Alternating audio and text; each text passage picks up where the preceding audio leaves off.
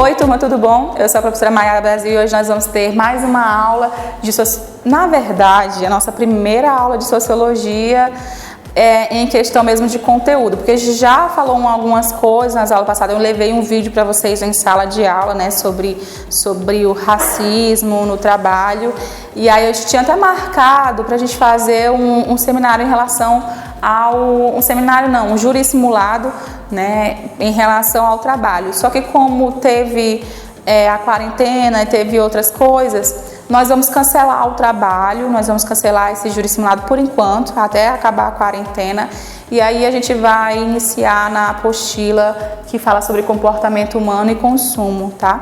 E aí, esse material de vocês vão ver que eu vou fazer algumas citações bíblicas, porque no material de vocês, se vocês forem ler, mandei para a Sara pode até estar mandando esse material para vocês, ou a Anne ou a Amanda.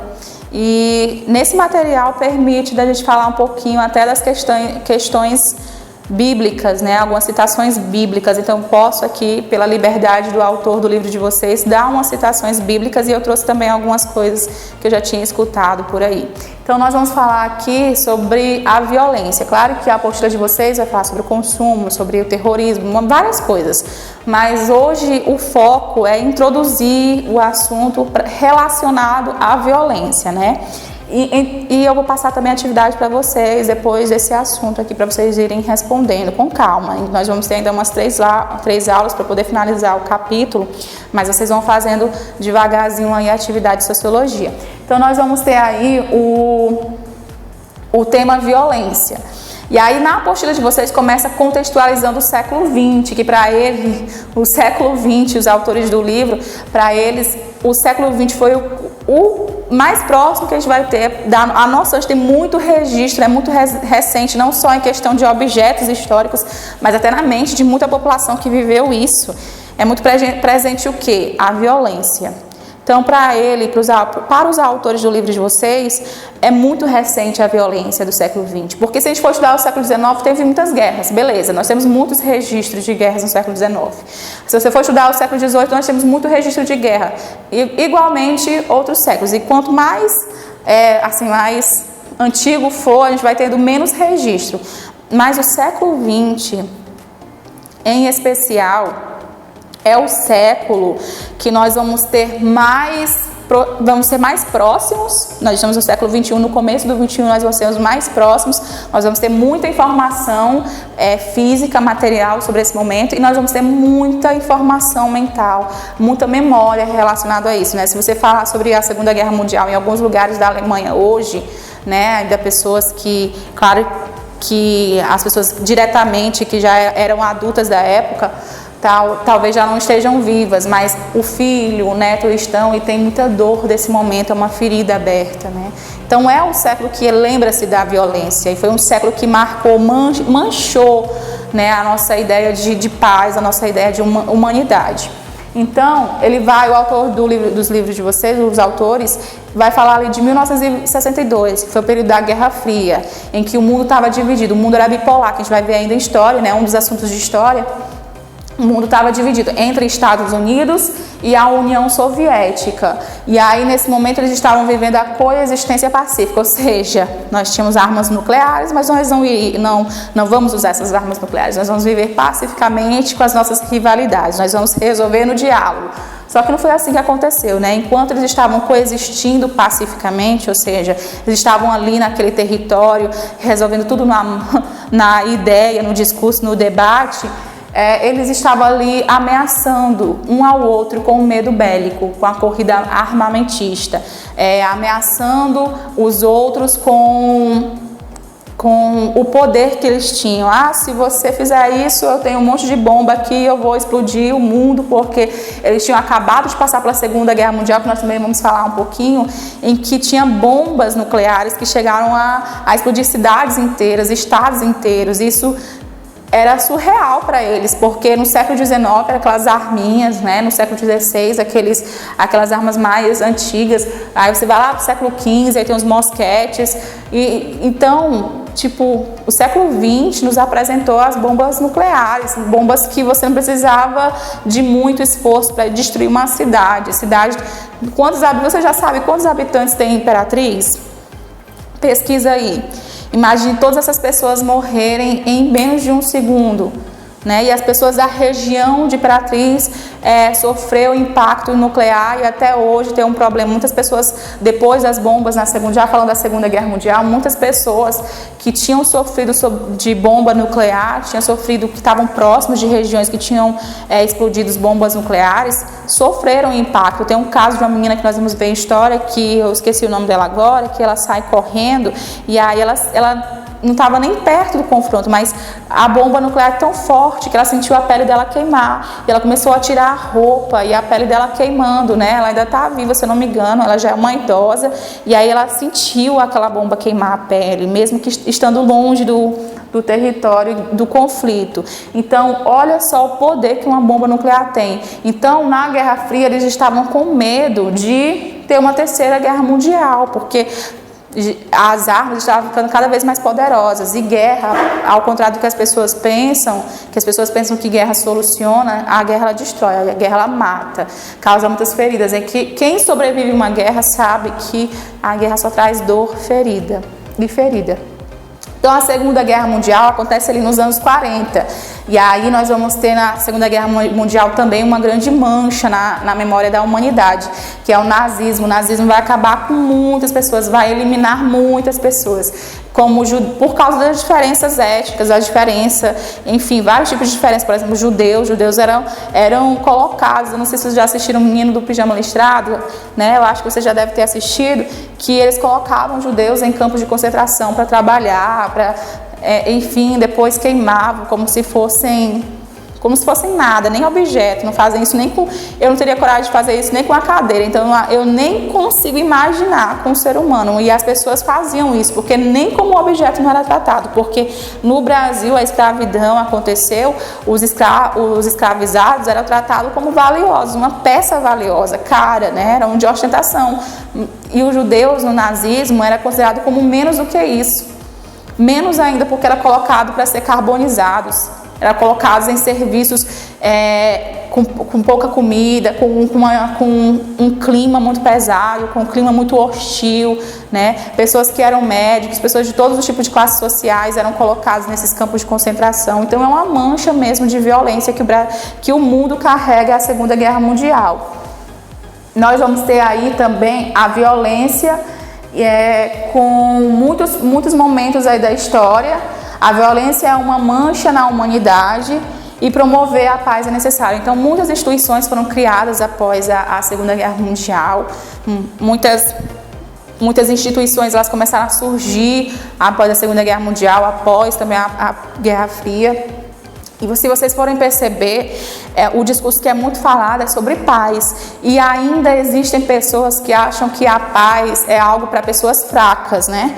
Geralmente, quando a pessoa fala um discurso de paz, de respeito, tem muitos grupos que começam a achar que são oportunistas, achar que aquelas pessoas que promovem a paz, aquelas pessoas que falam de respeito, aquelas pessoas que falam de resolver as coisas realmente de uma forma política, de uma forma burocrática, né? Burocrática não, de uma forma de diálogo mesmo. São pessoas fracas, né?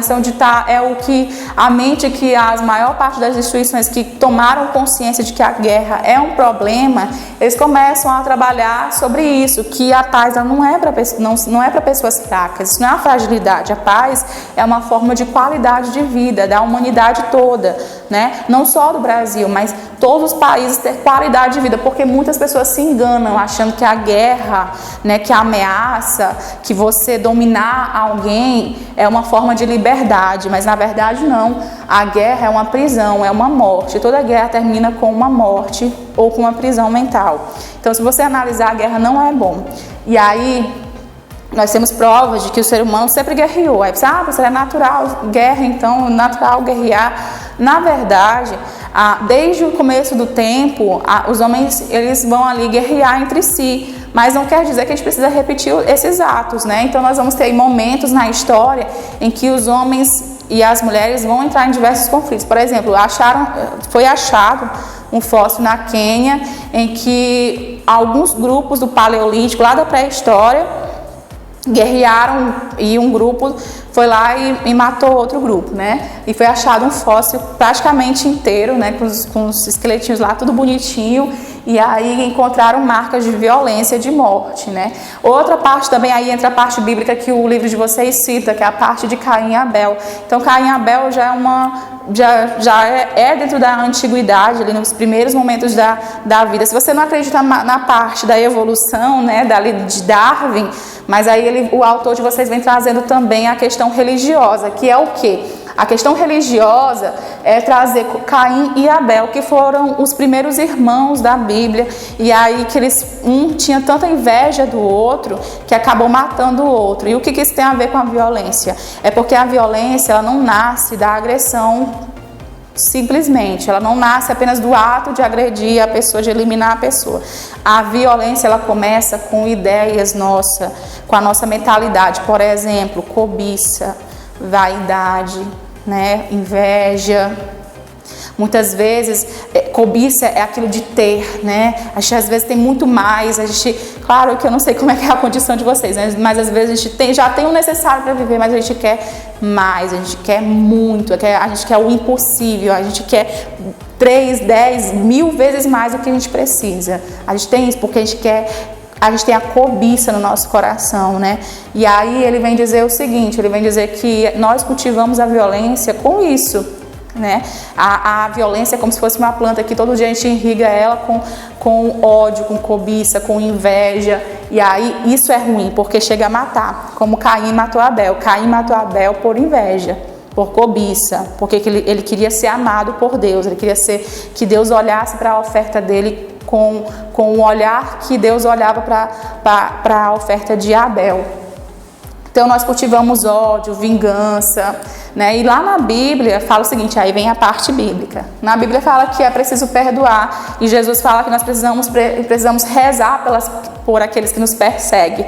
E aí as pessoas, mas como assim rezar por quem me persegue, né? Aí ele fala, é muito fácil você amar o próximo, mas você precisa aprender a amar o seu inimigo. Por quê, gente? Porque quando Jesus falou isso, não é porque ele queria que você fosse trouxa, que você fosse besta, porque as pessoas pensam que você respeitar o outro é você ser trouxa, né? Você ser besta. Não, Jesus está falando isso para você ser feliz, porque olha só, lá na Mesopotâmia, se um cara matasse o outro, pela lei de Talião, a família tinha direito de ir lá e se vingar do cara. Aí se o cara tivesse mais um parente vivo, o cara se sentia na obrigação de ir lá novamente matar. Aí a família que ainda restou do outro cara ia lá e matava de novo. Ou seja, era um vício, era um ciclo que não acabava de violência.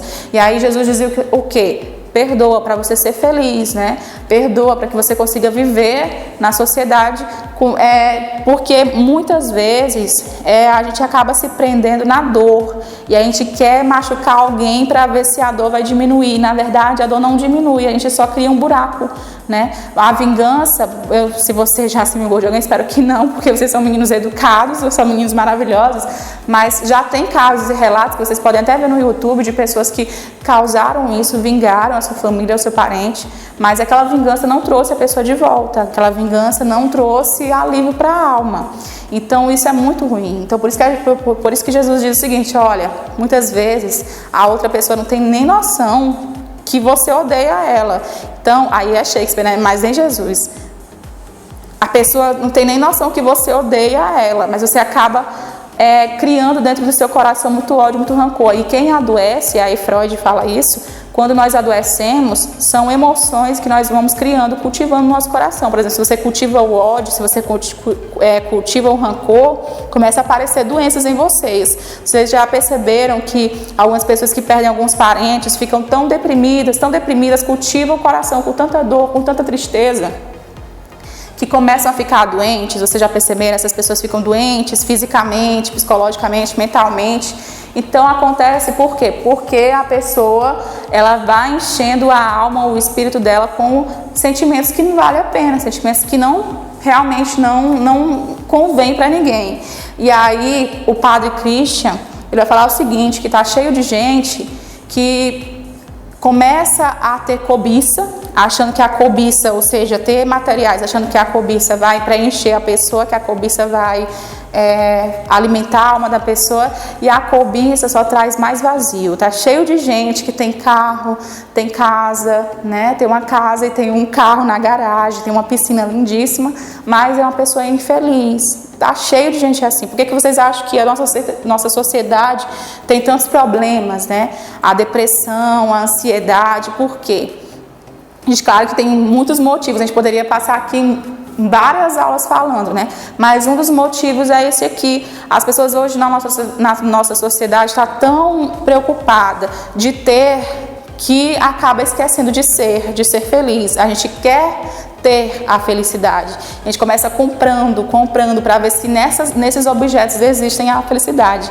E nesses objetos não existem a felicidade. É claro que eu não estou falando que você tem que vender sua casa toda, mas a gente muitas vezes quer comprar para ver se é feliz, e aquilo tudo não preenche. A gente percebe que o que preenche o nosso vazio é o tempo com a família, é o tempo com os nossos amigos, de verdade, né? Porque tem muitas pessoas também que querem ser, né, aparentar ser uma coisa, querem aparentar ser uma coisa, e acabam também infelizes por causa da cobiça.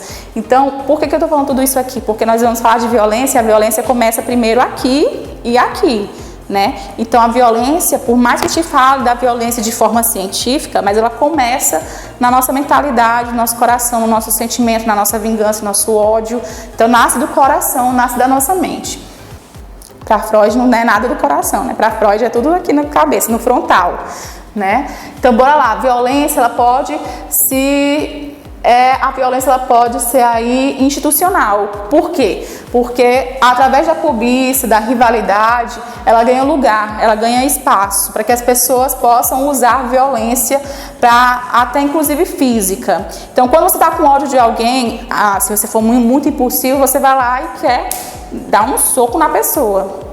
Então, se você está com atos de violência, você pode pegar inclusive uma bomba nuclear, explodir e acabar com muitas pessoas. A violência consegue fazer isso. E como a violência se institui? Né? Rousseau, que a gente viu lá na filosofia, agora vem com uma outra frase. Isto é meu. Que a cobiça começou quando a terra era de todo mundo compartilhava a terra, todo mundo vivia bem nessa terra, e aí um indivíduo foi lá e disse o seguinte: isto é meu, não é seu, né? Quando eu falo que isto é meu, eu estou dizendo que você vai procurar outro rumo, que isso aqui não é seu, isso aqui é meu, e eu que vou usar até do jeito que eu quiser. E quando a pessoa fez isso, começou a surgir a ideia de propriedade privada. As pessoas começaram a comprar terras como se fossem suas, legitimando o seu poder, e aí começaram as primeiras desigualdades sociais. E como é que uma pessoa legitima o poder? Quando a outra aceita. Então, quando alguém disse, essa terra aqui é minha, aqui escutou, também pegou as suas coisinhas, saiu daquele lugar e também pegou uma parte da terra para si e disse que isso era dele. Então, quando é que começou a surgir as primeiras guerras? Quando a pessoa disse que a terra era dele, e aí surgiram aí desigualdades sociais, porque alguns tinham terras e outros não. Então, alguns tinham terras e uma boa parte não tinha. E aí, como é que eles iam fazer para comer? Nos primeiros tempos era tudo baseado na agricultura. Então, começou as primeiras rebeliões. As principais desigualdades sociais, na época, na antiguidade, até a Idade Média, era por causa de terra. Mas a gente pode ampliar isso aqui. Todo país que tem muita desigualdade social é um lugar muito violento, é um lugar em que tem muitos problemas urbanos, é um lugar que pode ter muitas guerras internas, brigas internas, e pode também se envolver com guerras externas. Então, um lugar que tem muita desigualdade social não é bom. Então, a violência ela pode ser ritualística ou agressiva, ela pode ser ritual ou agressiva. Ritual acontece com o reino animal também, então os animais também alcançam o ritual, né? A violência ritual acontece também no reino animal. É quando a pessoa, o maranhense fala se amostrar, né? Então, quando a pessoa começa a se amostrar para o outro, né? Quando a pessoa quer mostrar o que o outro, que é superior do que o outro. Então, quando o animal quer mostrar que é superior que o outro, por exemplo, o pássaro dançarino, não sei se vocês já viram o pássaro dançarino, quando ele quer conquistar a fêmea, aí vem outro pássaro macho, eles começam a competir dançando. Quem dança mais bonitinho, que tem um som mais bonitinho, o passo mais bonitinho, conquista a fêmea acasala com o macho.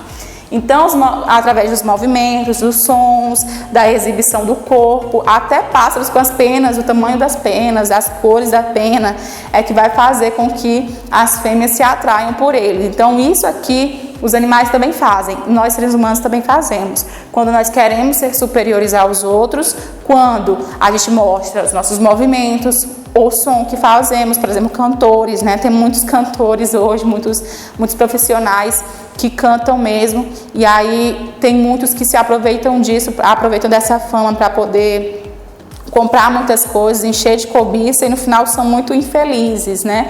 Nós temos também aí pessoas que mostram ser superiores o tempo todo para poder se exaltar, né? Mostrar que é superior, mas toda vez que uma pessoa se mostra demais superior, é porque ela se sente muito fraca, tem problemas consigo mesmo. Então, quando uma pessoa quer mostrar muito que ela acaba mostrando, na verdade, que ela não é. Por dentro, ela é diferente, ela se sente vazia.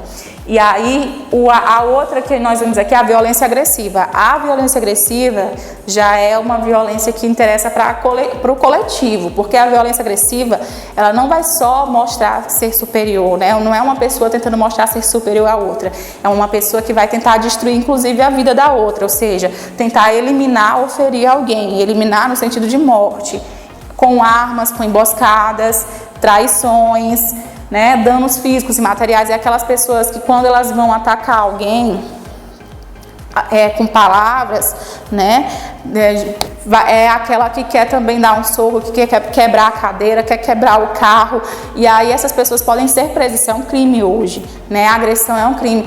Inclusive, quando está dentro de casa, né, e a maioria dos homens, nós observamos esses dias que a violência contra a mulher aumentou no Brasil. Então, quando o homem espanca a mulher, quando o homem bate uma mulher, isso é uma violência, é uma agressividade. Por que é agressivo? Porque agrediu o físico dela, né?